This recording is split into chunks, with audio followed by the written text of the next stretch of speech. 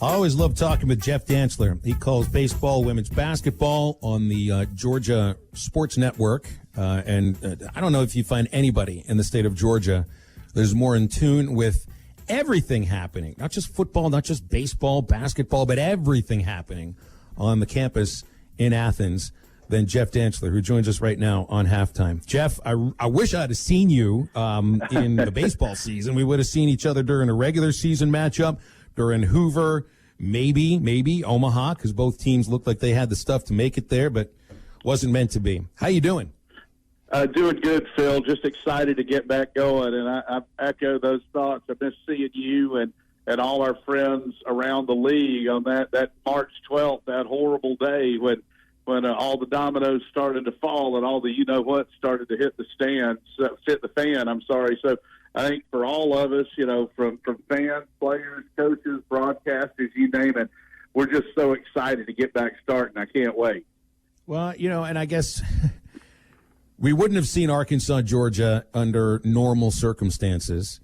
I don't know if Arkansas fans feel lucky to have Georgia on the schedule. Certainly nobody here was feeling special after getting Georgia and Florida on the new schedule. But here it is, and that's what you got. So that's who Arkansas. They're not game planning for Georgia yet. I think they're going to start implementing that next week.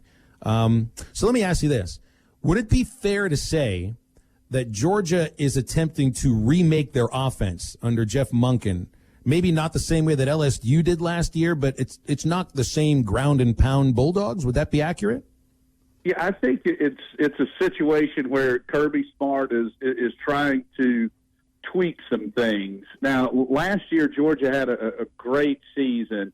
Unfortunately, we just had a lot of attrition that hit us at wide receiver. And as great a year as we had, the offense just didn't have that explosive feel that it had the two previous years. So I think with that, kind of overhauling the offensive staff, and that included kind of the merry-go-round and losing a rock star in Sam Pittman, we certainly feel like we got a rock star here in Matt Luke to succeed Coach Pittman as the assistant head coach and as the offensive line coach.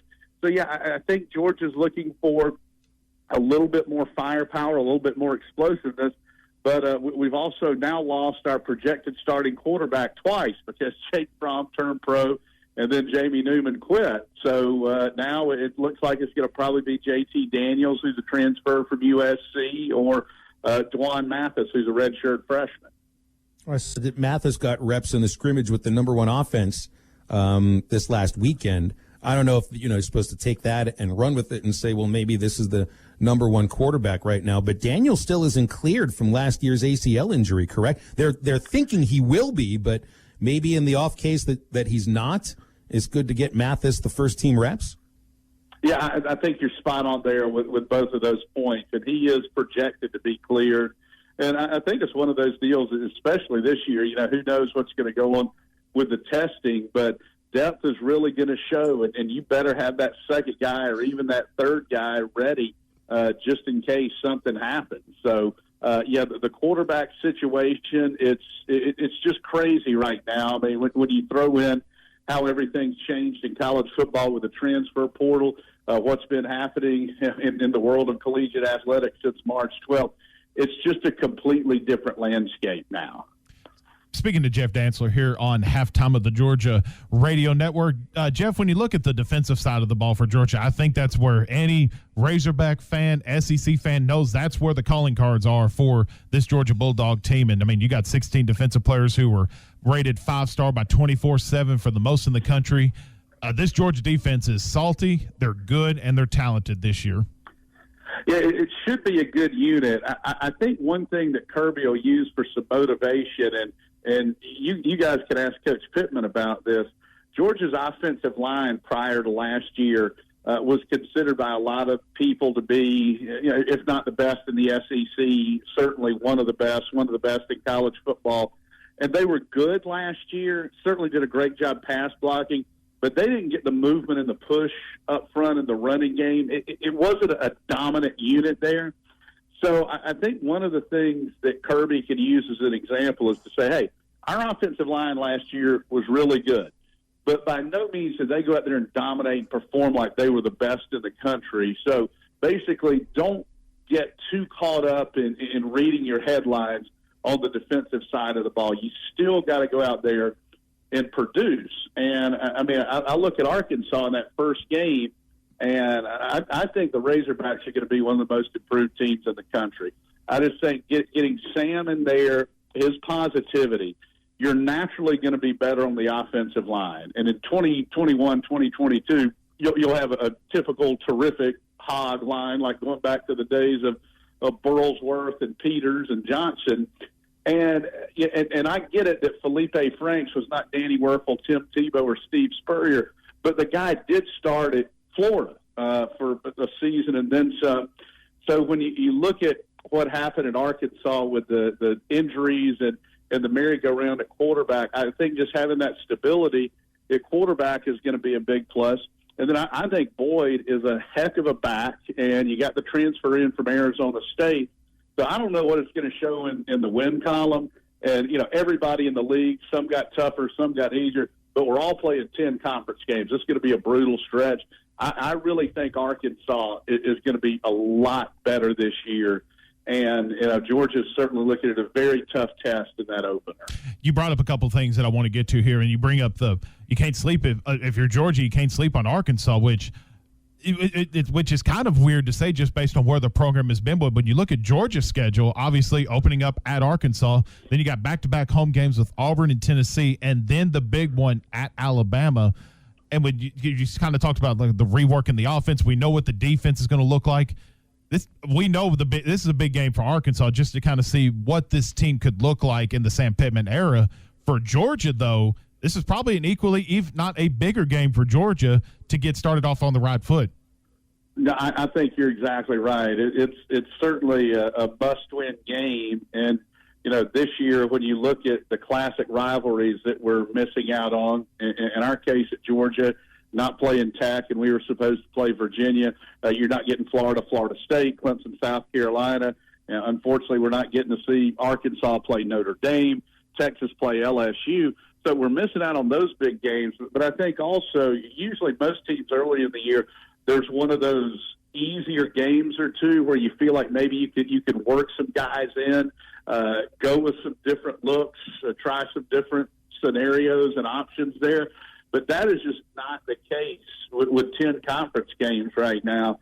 So it's one of those things. You're probably going to see a team or two that was projected to finish high.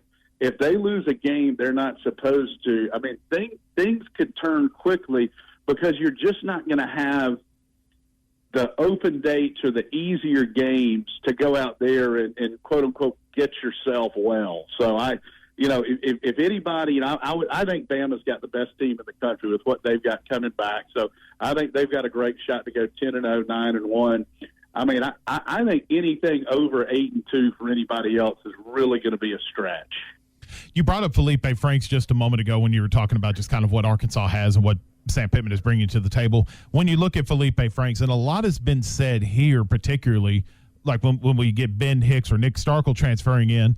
Nick Starkel had the SEC experience and different things like that. We feel like we're almost saying the same thing about Felipe Franks, though I believe, and I'm sure you'll agree, Felipe Franks has to be an upgrade from what Arkansas has had last year, just based on him succeeding in Florida at probably one of the highest levels. I believe it was a 10 or 11 win year when Felipe Franks was at that starting quarterback for the Gators. What kind of quarterback, and you've seen it firsthand being a part of Georgia-Florida with that rivalry, what kind of quarterback is Arkansas getting in Felipe Franks?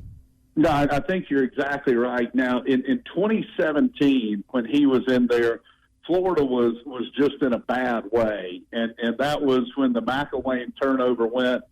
Georgia won the game in Jacksonville 42-7. He really didn't play well, but he was a freshman.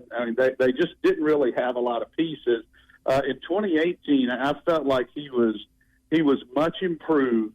And then, we just don't know what was going to happen last year because he got hurt. That Kentucky game was the second game of the year. I think the big thing with Felipe Franks at Florida, he made some big plays. You're talking about a big guy with a big arm who's athletic. Where he would get himself in trouble some was with costly turnovers. And if you go back and watch last year's season opener against Miami, he made a couple of spectacular plays. He also threw a bad interception towards the end of the game. So I'm sure that's one of those things, too, with Coach Pittman, is just conveying that, listen, we're building here. You're going to have a good offensive front. You got good backs. There's some plays where you can't win the game. Just don't lose the game right here. But I think he's a natural upgrade. And if he can just bring those turnovers down just a little bit, I think the stability and the experience that he brings at quarterback is just going to give Arkansas's offense a huge lift.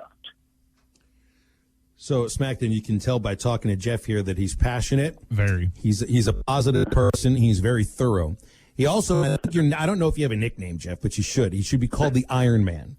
2 seasons ago, this would have been 2019, a midweek game, Georgia-Clemson, and Jeff's on the baseball call. 20 innings. Wow. That he did the play-by-play for. You have recovered from that day, haven't you?